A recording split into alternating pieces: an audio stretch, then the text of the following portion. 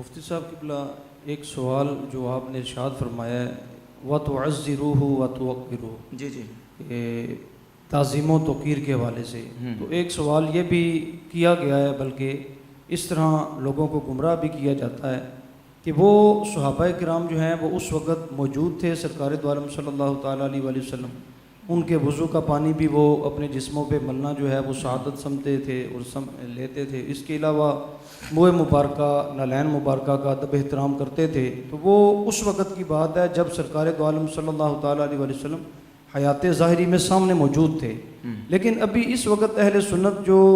حنفی بریلوی حضرات ہیں وہ ابھی بھی اسی طرح کا ادب احترام کرتے ہیں، حالانکہ اس طرح کا ادب احترام کرنا جو ہے وہ اب یہ شرک کے زمرے کے اندر آتا ہے، تو اس کا بھی جواب ارشاد فرما دیجیے۔ دیکھیں، شرک کی جو تعریف میں نے آپ کے سامنے کی ہے، توحید کی وضاحت کی ہے، تو شرک کی تعریف کے اعتبار سے کسی طرح بھی یہ شرک ثابت نہیں ہوتا۔ باقی رہ گا یہ کہ صحابہ کرام رضی اللہ تعالیٰ عنہم نبی پاک علیہ الصلوۃ والسلام کی ظاہری حیات طیبہ میں ادب کرتے تھے، تو اس کا مطلب یہ ہے کہ کیا حضور کے وصال اقدس کے بعد تعظیم نہیں کرتے تھے؟ کرتے تھے۔ جو جو چیزیں نبی پاک صلی اللہ علیہ وآلہ وسلم کی ذات اقدس کے ساتھ منسوب تھی ان کی بھی تعظیم کرتے تھے، حضور کے لباس کی تعظیم کرتے تھے، کپڑوں کی تعظیم کرتے تھے، حضور کے بدن اقدس سے لگنے والی لکڑیوں کی تعظیم کرتے تھے۔ سیدنا عبداللہ ابن عمر رضی اللہ تعالیٰ عنہ کے بارے میں امام ابن حبان نے کتاب الثقات میں اور قاضی عیاض نے شفا کے اندر ذکر کیا ہے کہ وہ حضور کے ممبر کے پاس آتے تھے، جس لکڑی پر رسول اللہ بیٹھا کرتے تھے، ایسے ہاتھ پھیر کے تو اپنے منہ پہ مل لیتے تھے۔ سیدہ اسماء رضی اللہ تعالیٰ عنہ فرماتی ہے کہ حضور کا جبہ ہمارے پاس تھا، نحن نغسلها، ہم اس جبہ کو بھگوتی تھی پانی میں، جو پانی باقی بچتا تھا ہم بیماروں کو پلاتی تھی، اللہ شفا عطا فرما دیتا تھا۔ تو اس طرح حضرت امیر معاویہ رضی اللہ تعالیٰ عنہ آپ کا وقت وفات قریب آیا تو الاستیاب میں حافظ ابن عبد البار نے نقل کیا، وہ کہتے ہیں یہ کپڑا حضور نے مجھے دیا تھا، یہ کپڑا میرے دنیا سے جانے کے بعد میرے کفن کے نیچے رکھنا، اور حضور کے ناخن اور بال ہیں میری آنکھوں اور میرے ہونٹوں پہ رکھ دینا، اگر میری بخشش ہوگی تو اسی کی وجہ سے بخشش ہوگی۔ 20 واقعات ہیں کہ صحابہ کرام رضی اللہ تعالی عنہم وہ نبی پاک علیہ الصلوۃ والسلام کے تبرکات سے برکت لیتے تھے۔ صحیح بخاری کے اندر موجود ہے کہ حضرت عبداللہ ابن عمر رضی اللہ تعالی عنہما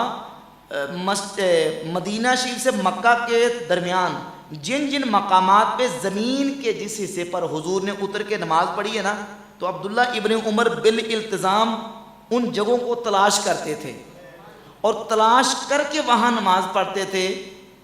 برکت لینے کے لیے کہ یہاں سے برکت مل جائے، یہاں حضور نے نماز پڑھی۔ ابن تیمیہ نے عبداللہ ابن عمر کے والد سے لکھا کہ عبداللہ ابن عمر کی یہ بدعت ہے، اپنی کتاب اقتداء الصراط المستقیم میں لکھا کہ عبداللہ ابن عمر کی بدعت ہے کہ وہ جگہوں کو تلاش کر کے تو یہ یہاں نماز پڑھا کرتے تھے۔ اور پھر صحابہ کرام کے تو 20 واقعات ہیں۔ حضرت عتبان بن مالک رضی اللہ عنہ صحابی، نبینا صحابی تھے، نبی پاک علیہ الصلوۃ والسلام کی بارگاہ اقدس میں حاضر کہ حضور نبینا ہوں، جب بارش ہوتی ہے تو درمیان میں نالا چلتا ہے میرے گھر اور مسجد کے درمیان، تو آپ تشریف لائیں میرے گھر میں کسی مقام پہ نماز پڑھ لیں، جہاں آپ نماز پڑھیں گے میں اسی کو نماز پڑھنے کی جگہ بنا لوں گا۔ آج بھی وہ میں سب کو بتا دوں، اس دفعہ الحمدللہ جب حاضری ہوئی رمضان شریف پچھلی دفعہ، تو اس دفعہ زیارت ہوئی مسجد جمعہ شریف کے بالکل سامنے، وہ مقام آج بھی محفوظ ہے، حضرت عتبان بن مالک رضی اللہ عنہ نبینا صحابی کا گھر، یعنی اسی حالت میں 1400 سالہ پرانا جو تھا، اگرچہ وہ بہت نیچے جا چکا ہے زمین کے کافی نیچے، لیکن بہرحال سعودی حکومت نے اس کو محفوظ کر لیا ہے۔ وہ مسجد جمعہ کے بالکل سامنے، جیسے سڑک کراس کریں تو سڑک کراس کر کے مسجد جمعہ شریف کے سامنے ان کا گھر موجود ہے، اور انہوں نے وہاں اس لیے کہا کہ حضور جہاں پڑھیں گے تو میں وہاں نماز پڑھوں گا۔ کیوں؟ اس لیے کہ جہاں حضور نماز پڑھیں گے وہ جگہ برکت والی ہو جائے۔ تو 20 واقعات موجود ہیں، یہ تو ان کا بالکل ایک غلط موقف ہے۔